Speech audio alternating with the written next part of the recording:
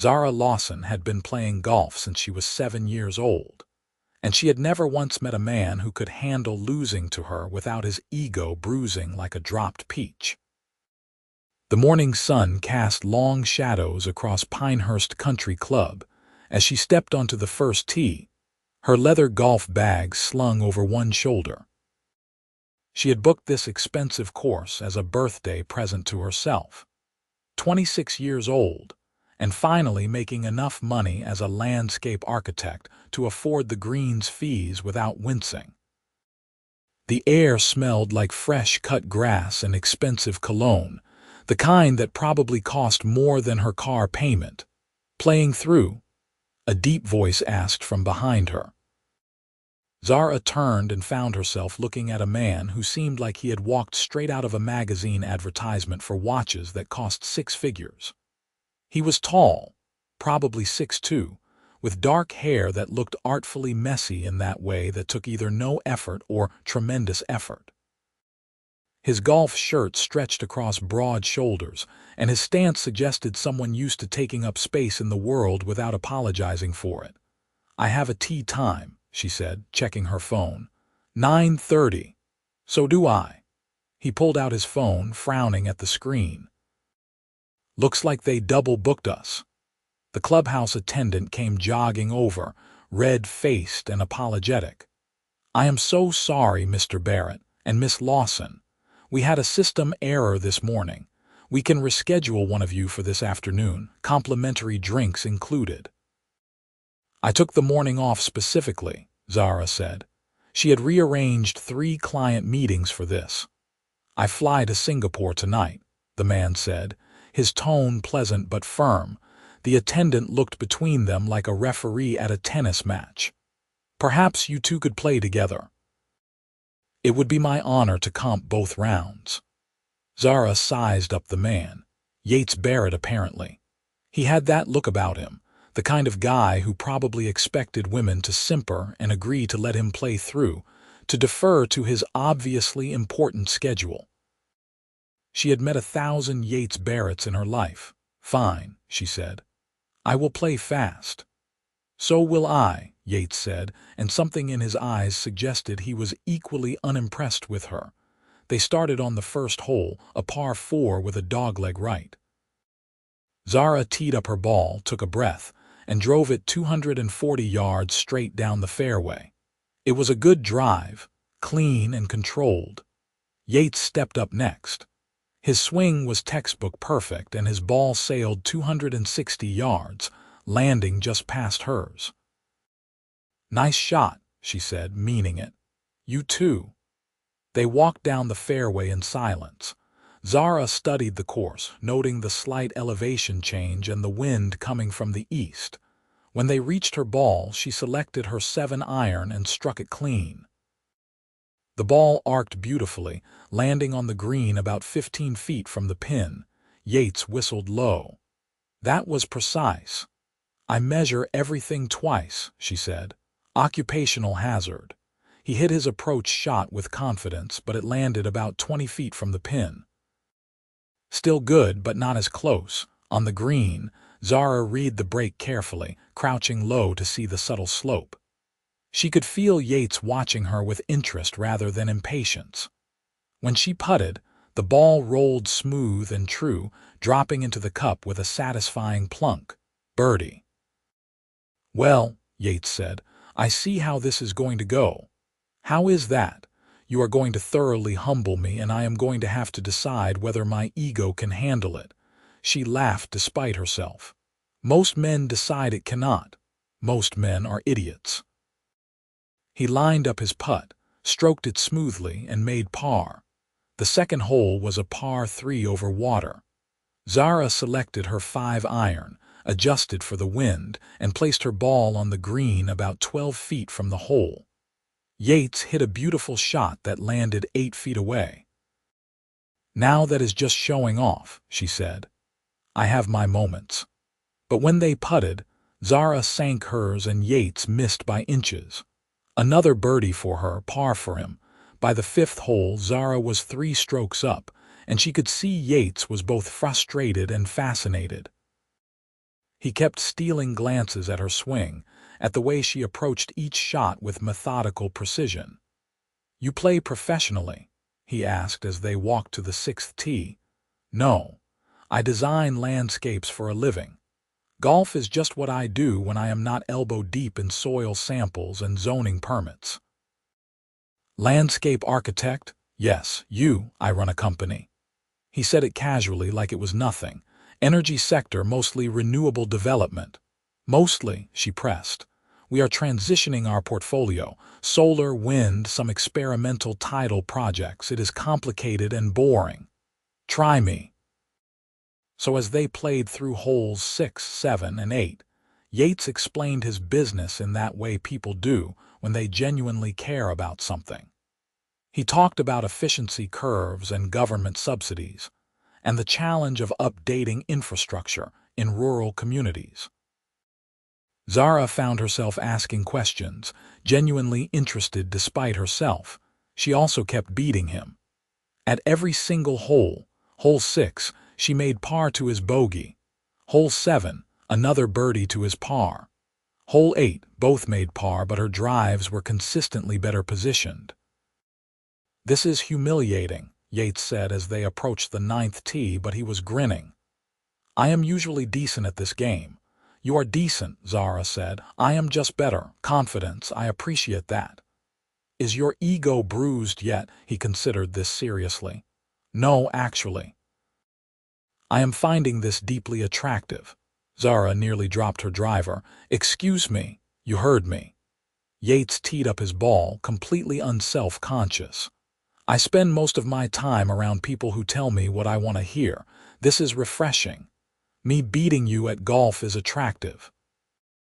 You being excellent at something and not apologizing for it is attractive. The golf is just the medium." She did not know what to say to that, so she focused on her drive. It sailed beautifully down the fairway, and she refused to acknowledge the flutter in her stomach. The back nine continued the same pattern. Hole 10, she chipped in from the rough for an unlikely par while Yates made bogey. Hole 11, she drove the green on a short par 4 and 2 putted for birdie. Hole 12, a long par 5 where she made par and Yates made bogey after a bad lie in the sand trap. "You know what I am going to do?" Yates said as they walked to the 13th tee. "Throw your clubs in the pond. Book this course for next weekend. Fly back from Singapore early. Challenge you to a rematch." Zara stopped walking. "You are joking." "Do I look like I am joking?" He did not. His dark eyes were intense, focused on her like she was the most interesting puzzle he had encountered in years. "Why would you do that?" "Because I have not had this much fun in months. Because you are fascinating. Because I want to see if I can close the gap in our scores." He paused. "Because I would very much like to take you to dinner afterward. You do not even know me. Then let me get to know you. If you beat me again next weekend, which you probably will, I will take it like a man. But at least let me try." Zara studied him. There was no smarm, no aggressive pushiness. Just straightforward interest and a kind of playful determination that reminded her of how she felt when she tackled a particularly challenging design project. "One condition," she said. "Name it. You do not go easy on me. I do not want you throwing the game to make me feel good or to manipulate me into thinking I won. I want you at your best." Yates extended his hand. "Deal." She shook it, and the contact sent an unexpected spark up her arm. They finished the round, Zara winning by 7 strokes. As they walked back to the clubhouse, Yates pulled out his phone and called someone named Marcus, instructing him to clear his schedule for the following Saturday and book the earliest tee time available at Pinehurst. "You are serious," Zara said, still half disbelieving. "I am always serious about things I want." The attendant at the clubhouse desk looked thrilled to see them both smiling. "I hope the shared round worked out better than expected," Yates said. "I need to book next Saturday, earliest available. For 2, he looked at Zara. She found herself nodding. For two. They exchanged phone numbers in the parking lot, and Zara drove home in a daze. She kept replaying moments from the round the way Yates had genuinely complimented her shots, how he had asked intelligent questions about her work, the absence of any patronizing tone or wounded masculine pride. Her roommate Emma was waiting when she got home, eager for details about the fancy golf course. "It was interesting," Zara said, dropping her bag by the door. "Interesting how? Was it gorgeous? Was the clubhouse as nice as the photos? I played with this guy. He double-booked with me." Emma's eyes lit up. "A guy, details now. His name is Yates Barrett. He runs some energy company. I beat him at every single hole, and he hated it. No, he asked me to play again next weekend and to dinner." Emma shrieked. "Are you going?" I said yes to the golf. Zara collapsed onto their worn couch. "I did not commit to dinner, but you are considering it." "He was different, Emma. Like, genuinely different. Most guys get all weird when I outdrive them. Yates just seemed impressed. Because he is not a fragile man, baby. Also, energy company. Is he rich?" "I did not ask to see his tax returns. Google him." "No, I am Googling him." Emma already had her phone out. Her eyes went wide. "Zara, oh my God, Zara." "What?" "Yates Barrett is a billionaire with a B. He founded Barrett Renewable Solutions when he was 24 and just sold a minority stake for $800 million. He is 30 years old. He was on the Forbes 30 under 30 list." Zara felt the blood drain from her face. "Let me see that." Emma thrust the phone at her. There was Yates, photographed at some gala event in a tuxedo, looking polished and powerful and nothing like the guy who had laughed good-naturedly when she chipped in from the rough. "A billionaire," Zara said faintly, "and he wants to take you to dinner." "Zara, this is insane. This is terrifying." "Emma, I told him I work in landscaping. He probably thinks I mow lawns for a living." "Did he ask?" "Well, no. I explained I am a landscape architect, but still." "Then what is the problem?" Zara could not articulate the problem. It was something about the gulf between their worlds, about how she drove a Honda Civic with a dent in the passenger door, and he probably had a jet waiting to take him to Singapore. It was about how she had just been herself today, competitive and focused and maybe a little bit cocky about her golf game. And now she knew he was someone who had dinner with senators and made decisions that affected thousands of employees. "Just play golf with him next weekend," Emma advised. "See how it goes. Maybe he is terrible in person and you will hate him." "He was not terrible today." "Then maybe you will have a great time. Stop overthinking it." But Zara overthought it all week. She went to her job site visits and her client presentations and thought about Yates. She wondered if he was really going to fly back from Singapore just for a golf game with her. She wondered if she had imagined the connection between them, the easy conversation and the way he had looked at her like she was someone remarkable. On Thursday evening, her phone buzzed with a text. "Still on for Saturday. My flight lands at 8 a.m. so the noon tea time should work perfectly." "You really are flying back early," she typed back. "I told you I was serious." Also, jet lag is temporary, but the chance to play golf with you again is apparently something I am willing to rearrange my life for. Marcus thinks I have lost my mind." "Who is Marcus?" "My assistant. He is usually right about everything, so the fact that he is wrong about this is deeply satisfying." Zara smiled at her phone. "See you Saturday." "I have been practicing. I watched 3 YouTube videos on improving my short game." "That is adorable." "I am going to beat you this time, Zara Lawson. Fair warning." She went to bed that night with butterflies in her stomach, the good kind that made her feel alive and nervous and excited all at once. Saturday dawned clear and beautiful. Zara changed her outfit 3 times before forcing herself to just wear her normal golf clothes, practical and comfortable. She was not going to pretend to be someone she was not, billionaire or no billionaire. Yates was waiting at the clubhouse when she arrived, looking tired but happy. His hair was slightly disheveled, and there were shadows under his eyes that suggested he had come straight from the airport. "You look exhausted," she said. "I slept on the plane. I am fine." He smiled at her, and it was warm and genuine. "I am glad to see you. We literally played last weekend." "Yes, and it has been a very long week." They checked in and headed to the first tee. Zara could feel the same electric anticipation she had felt last weekend, the sense that something important was happening even if she could not quite name what it was. "Ready to lose again?" she asked. "Ready to try not to."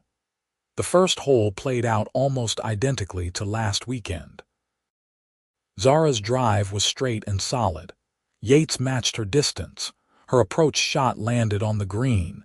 His did too, slightly farther from the pin. She made birdie. He made par. "I see the YouTube videos did not help," Zara said. "The day is young. I am pacing myself." But the second hole went to her as well, and the third. By the fourth hole, Yates was laughing at himself. "I practiced," he said. "I genuinely practiced. I went to the driving range in Singapore at midnight because I could not sleep and I wanted to improve." "Maybe you are overthinking it," says the woman who measures everything twice. "That is work. Golf is instinct and apparently years of practice." They fell into the same easy rhythm as last weekend, talking between shots. Yates told her about Singapore, about a meeting with government officials interested in solar panel infrastructure. Zara told him about a difficult client who kept changing his mind about whether he wanted a Japanese garden or a Mediterranean courtyard. "Tell him to pick one or you will pick for him," Yates said. "I cannot do that. He is paying me." "You can absolutely do that. Part of being good at what you do is knowing when to assert your expertise." "Is that what you do all the time?" "Half my job is convincing people with bad ideas that my ideas are better. And the other half, finding people smarter than me and convincing them to work for me." Zara hit a beautiful drive on the seventh hole, a long par 5 with a creek cutting across the fairway. "Are you good at that?" "Finding smart people. I like to think so. I have an incredible team. Most of them have been with me for years." "That says something good about you, or it says I pay well." "Money only keeps people for so long. Eventually they stay because they believe in what you are building." Yates looked at her with an expression she could not quite read. "You are right. I needed to hear that today, actually." "Rough week." There was a board meeting. "Some investors want me to expand faster than I think is wise. They see dollar signs. I see infrastructure that is not ready and communities that need time to adapt. So tell them no." "It is not that simple." "Why not? It is your company." "Not entirely, not anymore." He sighed. "That is the trade-off. You want to scale, you need capital. You need capital, you give up some control." Zara made her second shot on the par 5, laying up safely short of the creek. "Do you regret it?" "No, maybe, sometimes." Yates hit his second shot and it carried the creek beautifully. "I wanted to change the world." That sounds absurdly pretentious, but it is true. I wanted to build something that mattered. And I am doing that. But some days I miss when it was just me and Marcus and 3 engineers working out of a garage, eating terrible takeout and building prototypes at 2 in the morning. You can miss it and still be proud of what you have built. I am proud. I just wonder sometimes if I am still building the thing I set out to build, or if it is building me. They played the rest of the hole in comfortable silence. Zara made par. Yates made birdie, his first of the day. "Finally," he said, pumping his fist. "Do not get cocky. I am still up by 6 strokes. I will take my victories where I can get them." The back 9 was where things shifted. Not in the score. Zara still played beautifully and Yates still could not quite match her. But something between them deepened, the conversation moving from pleasant to meaningful. On the 12th hole, Yates asked about her family. Zara told him about growing up in Colorado, about her dad who taught her golf and her mom who thought sports were a waste of time compared to academic pursuits. They wanted me to be a doctor or a lawyer, Zara said. Something respectable. They did not understand why I wanted to work outside, designing parks and gardens. Do they understand now? They are trying. I think they are proud in their way, but I am always going to be a bit of a disappointment. That is their loss. Easy for you to say. I bet your family is thrilled with your success. Yates was quiet for a moment. My parents died when I was 22, car accident. Oh God, Yates, I am sorry. It was a long time ago, but yes, they were proud. My dad was an engineer, my mom was a teacher.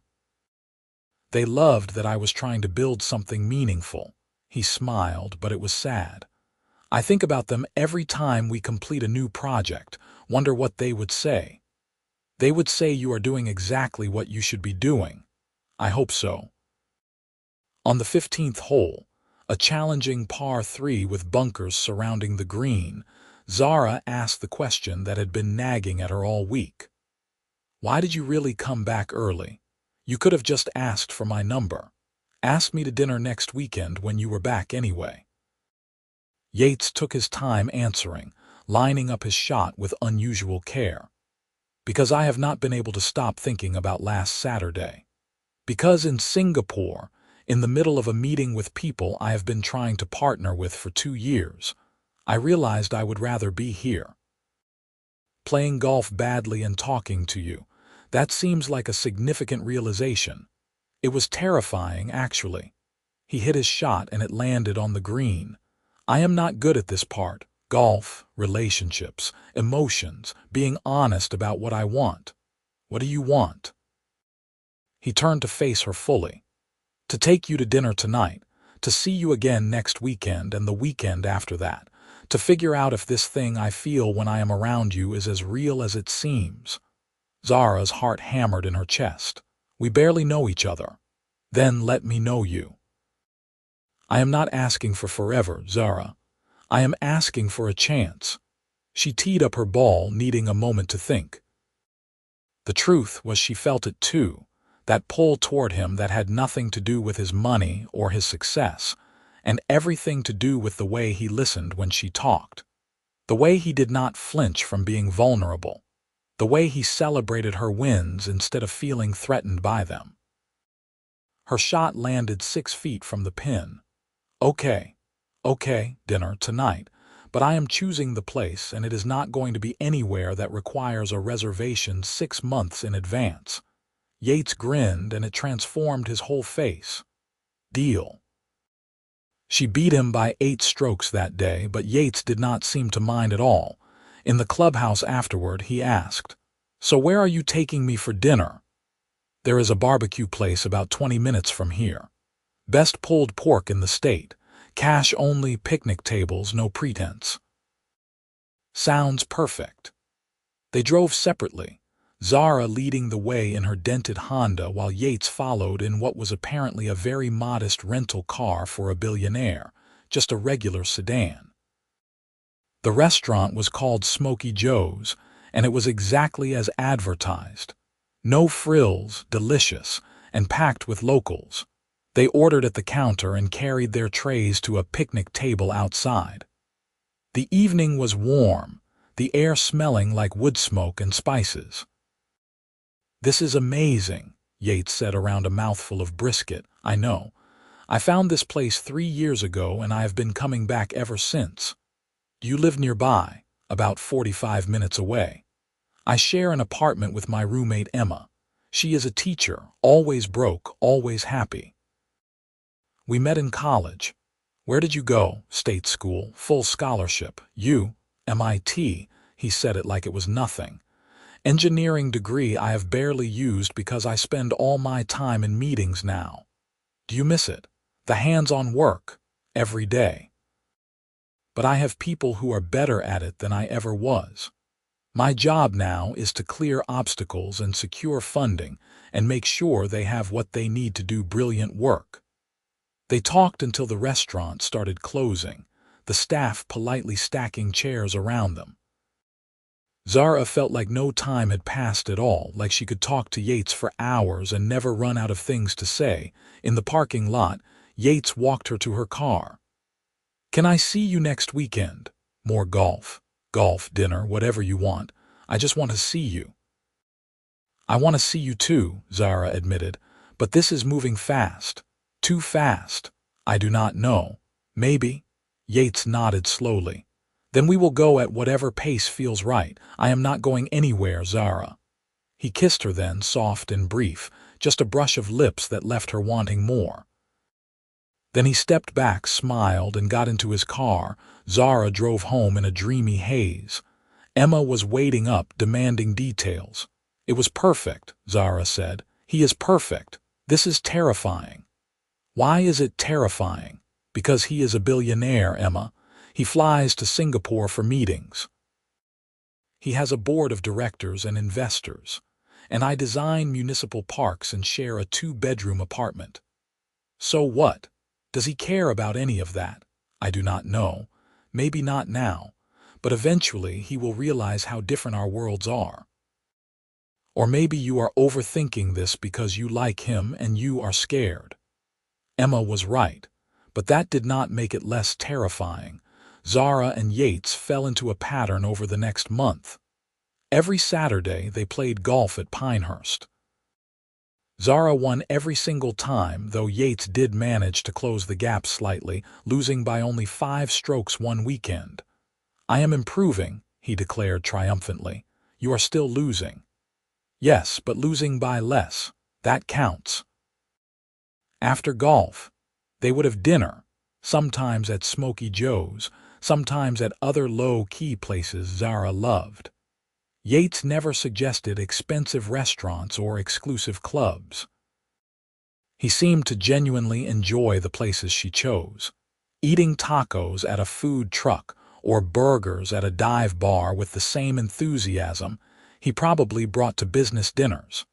They talked about everything. Zara told him about her design philosophy, about how she believed good landscapes could heal communities and bring people together. Yates told her about the frustrations of his work, about fighting for sustainable practices against investors who only cared about quarterly returns. "Why do you keep doing it?" Zara asked one night over Thai food. "Because giving up means they win, and I did not build this company to maximize profits. I built it to matter. You are stubborn. So are you. You spent 6 months fighting the city council to get them to approve your design for that riverside park. That park is going to be beautiful and accessible, and it is going to serve a community that has never had quality green space. See, stubborn. But they did not only talk about work. Zara learned that Yates was scared of flying despite spending half his life on planes. That his favorite movie was an obscure documentary about deep-sea creatures. That he had a younger sister named Lily who was a photographer and lived in Portland. Yates learned that Zara was allergic to shellfish, but always forgot until she accidentally ate it. That she had wanted to be a professional golfer until she was 16, and realized she loved designing outdoor spaces more than playing on them. That she was terrified of failure, of becoming the disappointment her parents always seemed to expect. "You are not a disappointment," Yates said fiercely. "You are brilliant and driven and talented. If they cannot see that, it is their failure, not yours." On their 5th weekend together, Yates suggested something different. "Come to dinner at my place. Let me cook for you." Zara hesitated. She had avoided seeing where he lived, not wanting to confront the physical evidence of their different worlds. "You do not have to," Yates said quickly. "I just thought it would be nice, more private." "Okay," Zara said, "but if you live in some ridiculous penthouse, I reserve the right to mock you relentlessly." "Noted." His place was a house, not a penthouse, but it was still stunning. Modern and clean with huge windows overlooking the city. The kind of house Zara designed outdoor spaces for but could never afford herself. "This is ridiculous," she said, staring at the view. "I know. It is too much for one person. I keep thinking I should downsize, but I never do." "Why not?" "Because I bought it thinking I would fill it someday. Family, kids, all that. Seems sad to give up on that dream." He cooked pasta, surprisingly competent in the kitchen, and they ate on the deck as the sun set. Zara felt herself relaxing into the evening, into the ease she always felt with Yates. "I need to tell you something," Yates said over dessert. Zara's stomach clenched. "That sounds ominous." "It is not bad, at least I hope not. But I am flying to Berlin next month for 2 weeks. Big expansion project, and I was hoping you would come with me." "To Berlin?" "I know it is a lot to ask. You would have your own room, no pressure. But we have been doing this Saturday thing for over a month, and I do not want to go 2 weeks without seeing you." "Yates, I have a job. I cannot just fly to Germany." "I know. I thought maybe you could work remotely for part of it. I have meetings during the days anyway. You could explore the city, work from the hotel, and the evenings would be ours." It was crazy. It was impossible. Zara had never done anything that spontaneous in her life. "Let me think about it," she said. That week, Zara agonized over the decision. Emma thought she was insane for even hesitating. Go to Berlin, eat schnitzel, have a European romance. It feels too fast, too much. Or it feels perfect and you are scared of being happy. Her boss, a gruff man named Tom who ran the landscape architecture firm, surprised her by being supportive. "Take the time," he said. "You never take vacation anyway. Work remotely if you need to, but go, Zara. You have been different these past few weeks. Lighter. Do not let fear steal that from you." So she said yes. Berlin was magic. Yates had to work during the days, but Zara explored the city, sketching in parks and visiting museums and falling in love with the energy of the place. In the evenings, Yates took her to dinner, to concerts, to hidden bars that felt like secrets. One night, walking along the Spree River, Yates took her hand. "I need to tell you something else. More surprises. I am falling in love with you, Zara. Actually, I think I already fell. Probably around the 3rd hole, the first time we played golf together. When you made that impossible chip shot and looked so pleased with yourself." Zara stopped walking. Her heart felt too big for her chest. "Yates, you do not have to say anything. I just needed you to know. I know this has been fast. I know our lives are complicated, but I have never felt this way about anyone, and I do not want to pretend I do not feel it." "I am falling for you too," Zara said. "It terrifies me, but I am." He kissed her then, properly this time, deep and slow and full of promise. When they broke apart, Zara was breathless. "Stay with me," Yates said. "Tonight. Not in the other room, with me." So she did. The next morning, Zara woke up in Yates's arms, sunlight streaming through the hotel windows. It felt right in a way she had not expected, like coming home. They spent the rest of the trip like that, working during the days and exploring together in the evenings. Yates introduced her to his German partners, and Zara found herself explaining her design work to business people who seemed genuinely interested. "You should see the park she is building," Yates said proudly. "It is going to be incredible." On their last night in Berlin, Yates took her to a rooftop restaurant with views of the city lights. "I have been thinking," he said, "about what is next for us." "Next?" "We live 45 minutes apart. We only see each other on weekends. I want more, Zara. I want to see you in the mornings. I want to come home to you. I want to build a life together." "Yates, we have known each other for 2 months. I know, and if you need more time, I will wait. But I am sure. I am more sure of this than I have been of anything in years." Zara looked at this man who had flown back early from Singapore just to play golf with her, who supported her career and celebrated her victories, and looked at her like she hung the moon. She thought about playing it safe, about protecting herself from potential hurt, and then she thought about what Emma had said, "Do not let fear steal your happiness." "I want that too," she said. "I am scared, but I want it, so move in with me." "What? Move into the ridiculous house?" "Bring Emma if you want. God knows there is enough space. Or help me find something smaller, something that feels like ours instead of just mine. I do not care about the details, Zara. I just want to build a life with you. This is crazy." "So, the best things usually are." Zara laughed, giddy and overwhelmed and deeply, impossibly happy. "Okay, okay, let us do it. Let us be crazy together." They flew home the next day, and 2 months later, Zara moved into Yates's house. Emma came too, delighted to live rent-free in what she called the palace. Zara brought her plants and her worn furniture and her collection of golf trophies, and slowly, the modern showcase became a home. Work continued for both of them. Zara's Riverside Park opened to community celebration, and Yates flew her team in to see it. Yates fought with his board and won concessions for slower, more sustainable growth. They were both busy, both driven, but they made time for what mattered. Every Saturday they played golf at Pinehurst. Zara beat Yates every single time. "I am never going to win, am I?" he asked one Saturday, 6 months into living together. "Probably not." "I am okay with that." "Are you really?" "Zara, you are brilliant at golf. I am merely good. I am not going to develop some fragile ego about it. Besides, I win in other ways. Such as, I get to be with you. That is the biggest win of my life."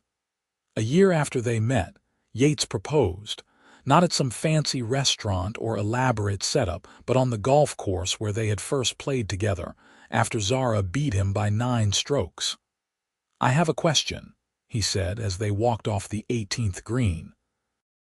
"If it is about my short game, the answer is practice. Marry me." Zara stopped walking. Yates was down on one knee right there on the fairway, holding a ring that looked vintage and perfect. "I love you," he said. "I love your competitiveness and your kindness and the way you make everything better just by being in it. I love that you beat me at golf and do not apologize for it. I love the life we are building. Marry me, Zara. Let us keep building it together." "Yes," Zara said, tears streaming down her face. "Yes, of course yes." He slipped the ring on her finger and she pulled him up to kiss him, not caring that they were in the middle of the golf course, that people were probably watching. They got married 8 months later in a ceremony at the Riverside Park Zara had designed. Emma was maid of honor. Marcus, Yates's assistant who had become a close friend, was best man. Zara's parents came and seemed genuinely proud, her father telling her he always knew she would do something special with her life. "Your mother does too," he said. "She just has a hard time showing it." Yates's sister Lily photographed the wedding, capturing moments Zara would treasure forever. Yates's face when he first saw her in her dress, the sunset over the river during their vows, the pure joy of dancing together under string lights as their friends and family celebrated. They honeymooned in Scotland, playing golf on famous courses and exploring the Highlands. Zara won every round, and Yates did not mind one bit. Life settled into a beautiful rhythm. Zara's career flourished. She started her own firm, specializing in sustainable public spaces, and Yates helped her navigate the business side of things. His company continued to grow, but he held firm on his principles, sometimes frustrating investors but building something he could be proud of. They played golf every Saturday they could, their standing tea time at Pinehurst as much a part of their relationship as anything else. Zara kept winning. Yates kept trying. 2 years after they got married, Zara found out she was pregnant. She told Yates on the golf course, naturally, after beating him by 6 strokes. "I have news," she said. "You are finally going to teach me how you make that impossible bunker shot. We are having a baby." Yates went very still. Then he let out a whoop of joy that probably violated every country club etiquette rule ever written. He picked her up and spun her around, laughing and crying at the same time. "We are having a baby," he repeated. "Zara, we are having a baby." Their daughter, Rose, was born on a Saturday in spring. She had Zara's eyes and Yates's dark hair, and a temperament that suggested she would be as stubborn as both her parents combined. They brought her to the golf course for the first time when she was 3 months old, Emma watching her while Zara and Yates played 9 holes. "Do you think she will like golf?" Yates asked, looking back at where Emma was pushing the stroller along the path. "I do not know. We will let her decide. If she does, I hope she has your talent. If she does, I hope she has your graciousness in losing." Yates laughed. "Fair point." They played on, the sun warm on their shoulders, their daughter safe and happy nearby, their future stretching ahead full of possibility. Rose did love golf, as it turned out. By the time she was 4, she was swinging a tiny club and insisting on coming to the course every Saturday. By 7, she was beating other kids her age handily. By 10, she was starting to beat Yates. "This is my life now," Yates said one Saturday, watching both his wife and daughter outdrive him. "Losing to the women I love. You could take up a different sport," Zara suggested. "Never, this is perfect." And it was. Their life was not without challenges. Yates still traveled for work, and Zara still pulled late nights on big projects. They argued sometimes about money and time, and the logistics of balancing demanding careers with parenthood. But they worked through it, always coming back to the foundation they had built that first day on the golf course: mutual respect, genuine admiration, and a love that had never wavered. When Rose was 12, she asked about how her parents met. "Mom beat Dad at golf and he was so impressed he asked her out," Zara said. "Not exactly," Yates corrected. "Mom beat me at every single hole. I booked the course for the next weekend so I could lose to her again. Best decision I ever made." "That is kind of weird, Dad." "Your father has always been kind of weird," Zara said, but she was smiling. "You loved it," Yates said. "I did, I do." They had 2 more children after Rose. A son named Oliver who preferred books to golf but loved coming to the course to read in the shade. And another daughter named Maya who showed promise at becoming even better than her mother. "If she gets better than you, I am going to be insufferable," Yates warned. "Why?"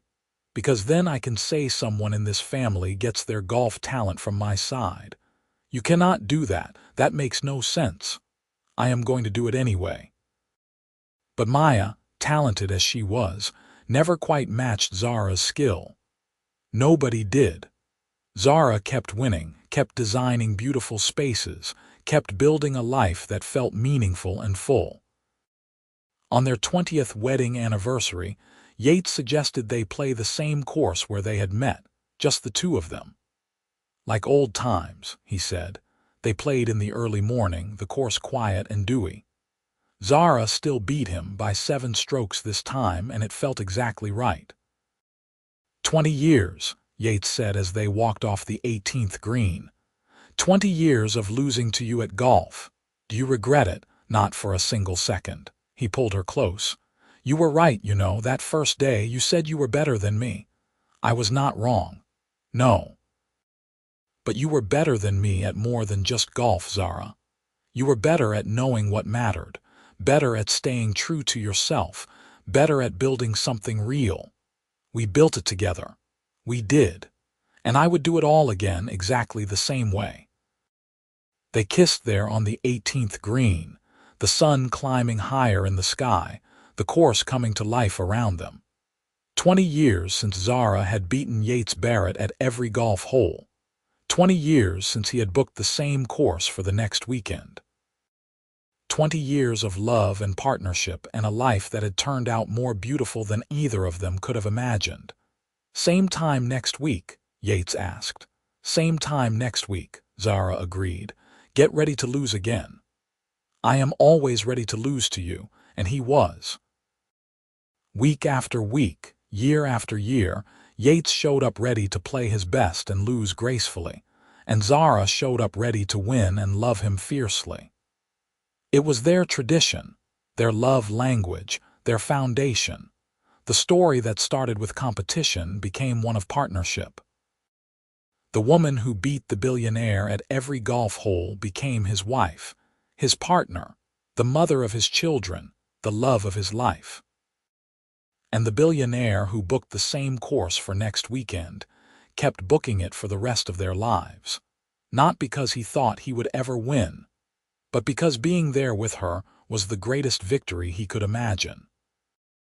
They lived fully and loved completely, building a family and careers they could be proud of, never forgetting that it all started on a golf course with a double-booked tee time, and a man humble enough to see that losing to an extraordinary woman was the first step toward winning at life. Their story was not dramatic in the way of fairy tales. There were no grand gestures or impossible obstacles. Just two people who found each other, recognized something real, and chose to build it into something lasting. Just a woman who was exceptional at golf and did not apologize for it, and a man who loved her not despite her strength, but because of it. Just a Saturday morning that turned into forever, one hole at a time.